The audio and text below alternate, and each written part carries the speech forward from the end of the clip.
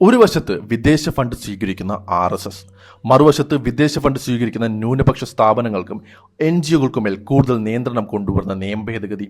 ഇതാണ് ഇപ്പോൾ രാജ്യത്ത് വലിയ രാഷ്ട്രീയ ചർച്ചയ്ക്ക് വഴിവെച്ചിരിക്കുന്നത്. വിദേശ സംഭാവന നിയന്ത്രണ നിയമമായ FCRA ഭേദഗതി ബിൽ 2026 വിഷയം. ബിൽ ലോക്സഭയിൽ അവതരിപ്പിച്ചതിന് പിന്നാലെ പ്രതിപക്ഷം ശക്തമായ പ്രതിഷേധവുമായി രംഗത്തെത്തി.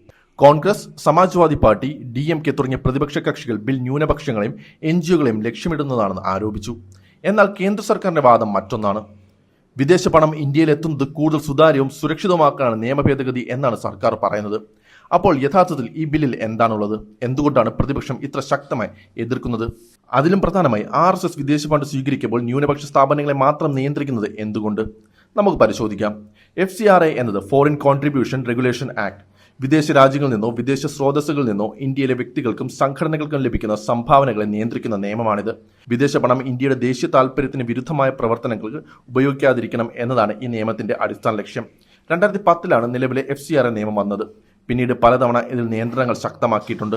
ഇപ്പോൾ കേന്ദ്ര സർക്കാർ കൊണ്ടുവന്നിരിക്കുന്ന 2026 ഭേദഗതിയാണ് പുതിയ രാഷ്ട്രീയ വിവാദത്തിന് കാരണമായിരിക്കുന്നത്.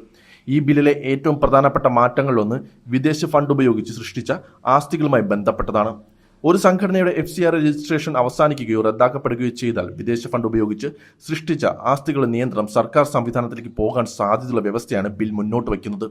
അതായത് ഒരു സംഘടനയ്ക്ക് വിദേശ ഫണ്ട് സ്വീകരിക്കാനുള്ള അനുമതി നഷ്ടപ്പെട്ടാൽ അവരുടെ കൈവശമുള്ള വിദേശ ഫണ്ട് ഉപയോഗിച്ച് സൃഷ്ടിച്ച സ്വത്തുക്കൾക്ക് എന്ത് സംഭവിക്കും എന്നതിന് സർക്കാരിന് വലിയ അധികാരം ലഭിക്കുകയാണ്. PRC ഇന്ത്യ പോലെയുള്ള നിയമവിശകലനങ്ങൾ ചൂണ്ടിക്കാണിക്കുന്ന പ്രധാന ആശങ്കയും ഇതാണ്. FCRA സർട്ടിഫിക്കറ്റ് അവസാനിപ്പിച്ചാൽ വിദേശ ഫണ്ട് ഉപയോഗിച്ച് സൃഷ്ടിച്ച ആസ്തികൾ ഡെസിഗ്നേറ്റഡ് അതോറിറ്റിയുടെ നിയന്ത്രണത്തിലേക്ക് പോകുന്ന സാഹചര്യം ബിൽ സൃഷ്ടിക്കുന്നതായി അവർ വിശദീകരിക്കുന്നു.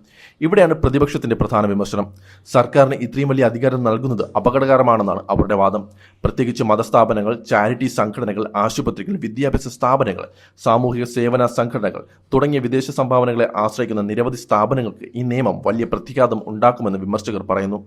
ക്രിസ്ത്യൻ സഭകളും വിവിധ ക്രിസ്ത്യൻ NGOകൾ പോലും ബിൽ പിൻവലിക്കണമെന്ന് ആവശ്യപ്പെട്ടിട്ടുണ്ട്. ഇതോടൊപ്പം മറ്റൊരു രാഷ്ട്രീയ ചോദ്യം കൂടി ഉയരുകയാണ്. RSS പ്രതിപക്ഷ നേതാക്കൾ ഉന്നയിക്കുന്ന ആരോപണം ഇതാണ്. വിദേശ രാജ്യങ്ങളിൽ നിന്നുള്ള സംഭാവനകൾ RSSന് ലഭിക്കുന്നുണ്ടെങ്കിൽ അതേസമയം ന്യൂനപക്ഷ സ്ഥാപനങ്ങളെയും NGOകളെയും കൂടുതൽ കർശനമായി നിയന്ത്രിക്കുന്ന നിയമം കൊണ്ടുവരുന്നത് എന്തുകൊണ്ട്? കോൺഗ്രസ് നേതാവ് KC വേണുഗോപാൽ ഉൾപ്പെടെയുള്ള പ്രതിപക്ഷ നേതാക്കൾ ഈ വിഷയത്തിൽ സർക്കാരിനെതിരെ ശക്തമായ ആരോപണങ്ങളാണ് ഉന്നയിച്ചത്. നിയമം ആരെ ബാധിക്കും? എത്രത്തോളം ബാധിക്കും? സർക്കാരിന് ലഭിക്കുന്ന അധികാരത്തിന് എന്തൊക്കെ നിയന്ത്രണങ്ങളുണ്ട്? അപ്പീൽ ചെയ്യാനുള്ള അവസരം എത്രത്തോളം ഉണ്ടാകും? ന്യായാധിപത്യ പരിശോധനയ്ക്ക് എത്ര സ്ഥലമുണ്ടാകും? ഇതൊക്കെയാണ് ചർച്ച ചെയ്യേണ്ടത്.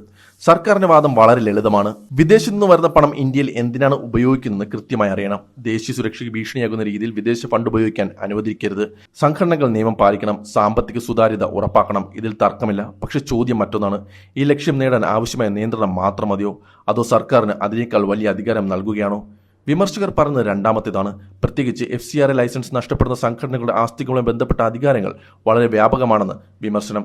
ആംനസ്റ്റി ഇന്റർനാഷണൽ പോലുള്ള മനുഷ്യാവകാശ സംഘടനകളും പുതിയ ഭേദഗതികളിലൂടെ സർക്കാരിന് NGOകളുടെ ആസ്തികളിൽ വലിയ അധികാരം ലഭിക്കുമെന്ന ആശങ്ക പ്രകടിപ്പിച്ചിട്ടുണ്ട്.